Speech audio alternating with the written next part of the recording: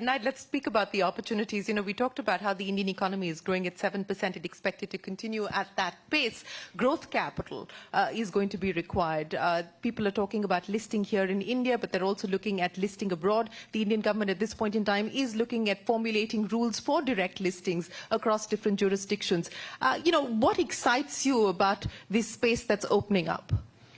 Well, we welcome the government looking at that, but I would ask people when they think about this to not think about the United States, not think about the London Stock Exchange or Hong Kong. Think about what is in the interest of India and growing this economy. And if you assume, as I do, that technological innovation and growth and entrepreneurship is important to create jobs and make this economy grow, then what do you need? You need capital. Mm-hmm.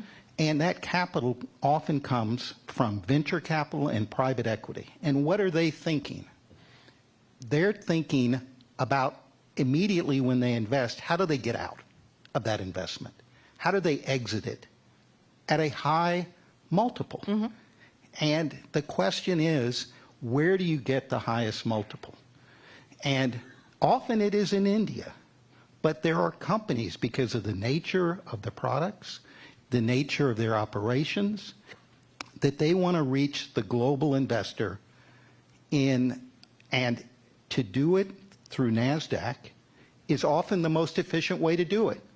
ARM, a very innovative British chip designer owned by a man in Japan, where did they list? Yeah. You had prime ministers talking to them about listing, and they chose NASDAQ. We're very proud of that. We have to earn that every day, but it's because we deliver value and efficiency, and that capital goes back to the country where the entrepreneurs are, and it helps grow that pie. Forget whether we get a listing fee or trading fees. I mean, my shareholders like that. I like that. We're excited about entrepreneurs. We're excited about the fact that 80% of all the IPOs in the United States come to NASDAQ, that the 5 largest companies in the world list on NASDAQ other than Aramco. And so we go out and work for that, and we do it by delivering value in efficient capital formation that can benefit your economy. Why are 100 Israeli companies listed on NASDAQ? They have a very strong tech sector, and they seek that global tech investor on our market. We're proud of that. We have to earn that, and you have choices. But it's about what is good for India, and it should be done on terms that are consistent with your culture, your values, and your laws.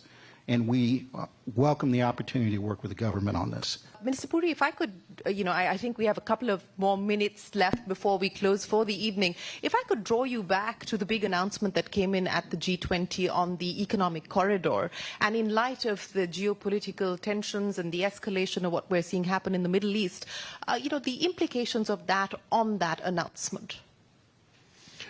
The implications of that announcement, irrespective of when the announcement had been made, are huge. You have a corridor running from here to the Gulf, through Saudi Arabia, onto Europe, etc., and with logistical this thing right to the United States. It does several things at the same time. One, it produces a structured corridor is perhaps too, common language. It produces a movement, a possibility for movement of goods and services in both directions. It deals with issues of connectivity. It bypasses the kind of impediments that there are. And it takes you to between the United States, Italy, or other parts of Europe there, and starting off from here. What is the significance of all these places on the map in terms of economic geography, etc.? And I think that the full value, the realization for that is just beginning to sink in. And normally somebody would have turned around and said, now we've got these geopolitical tensions and what happened in this thing, Hamas, Israel.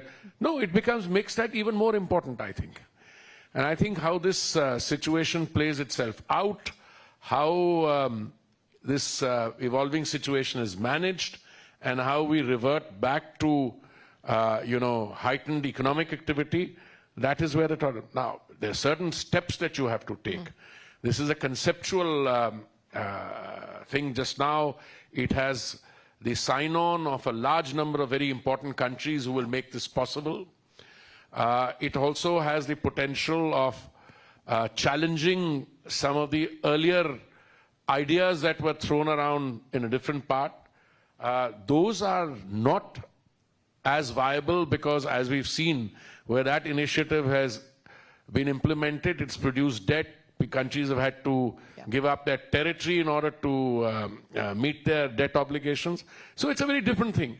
I used to say even then, I said if the central bank of a country has surpluses, it can finance that thing. But if you want to bring in private players, private capital will want a return on it. Otherwise, how is this going to happen?